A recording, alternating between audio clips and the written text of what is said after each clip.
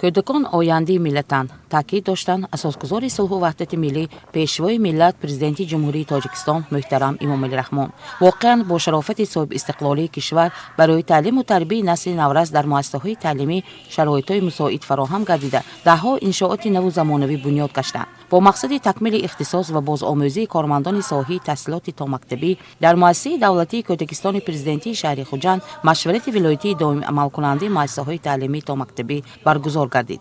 اشتراکچیان چاره‌بینی نخست با فعالیت محفل‌های هنری و فنی مؤسسه از نزدیک شناس گردیده بار دیگر درک نمودند که کودکستان در حقیقت زینی تحصیلات است که به کودکان دانش نخستین می‌دهد آنها را به زیبایی پرستی و وطن پرستی هدایت می‌کند. فعالیت محفل‌های گوناگون در مؤسسه مذکور امکانیت فراهم آورد که کودکان برابر از خود کردن برنامه‌های تعلیمی معرفت و جهانبینی خود را وسیع نمایند. اشتراک فعالانی آنها در چاره‌بینی‌های بانفوذ خود بازگوی دستاوردهای اعضایان محفل‌های هنری است. در کودکستان همچنین محفل‌های فنی عمل می‌کنند. تربیت‌گرندگان در محفل‌های متماتیک و آموزش کامپیوتر از علم‌های دقیق بهره‌ور می‌گردند. مربیان می‌کوشند که بیشتر کودکان را به چنین محفل‌ها جلب کرده در انکشاف تفکر تکنیکی و ذهنی بچه‌ها سهم گذارند.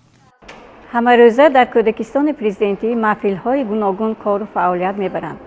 از جمله تالار رقص، تبلک نوازان، متماتیکی معاصر، تکنولوژی انفرماسیونی تشکیل نموده آموزگاران جوان کار و فعالیت می‌برند. از این محفل‌ها خویشتن شناسی، خلق آموزی، آموزاندن حساب از نزدیک شناس می‌نمایند. کودکان تکنولوژی معاصر و آماده می‌شوند به مکتب که به کودکان این خیلی معقول است. بعد از شناسایی با فعالیت محفل‌ها قسمت اساسی مشورت آغاز گردید. طوری در آن تاکید گردید توجه دولت و حکومت نسبت رشد ساحه تحصیلات تا مکتبی سال از سال زیاد می‌گردد. قبول شدن برنامه تعلیمی تا مکتبی در جمهوری تاجیکستان باز قدمی در پیشرفت این سمت تعلیم خواهد گذاشت. هدف از قبول برنامه مذکور پیش از همه به بلند برداشتن سطح و صفت تعلیم و بیدار کردن حس وطن‌دوستی و خویشتن‌شناسی نسل نورس نگرانده شده است. ناطقان همچنین اید به مرتب نمودن نقشه‌های تقویمی دوره‌های سینوسالی در اساس برنامه مذکور فکر و ملاحظه‌های خود را بیان نموده با هم مبادله افکار نمودند.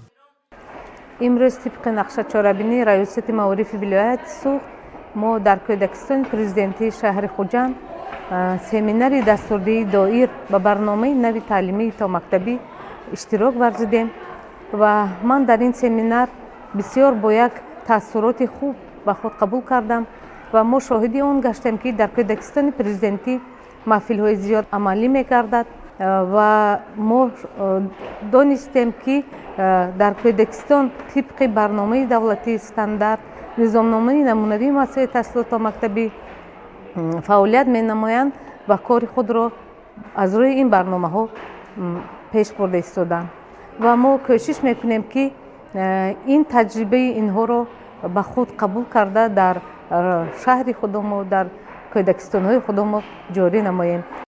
اگر ما جمعیت سالم بنیاد کردنی باشیم باید فرزندان سالم خوش اخلاق و با معرفت را به کمال رسانیم. با درک این مفهوم مربیان میکوشند که بیشتر به نوآوری و ایجادکاری روی آورده با استفاده از اصول فعال تعلیم مشغولیت‌ها را در سطح بلند گذرانده دستاوردهای خود را از این هم بیشتر نمایند.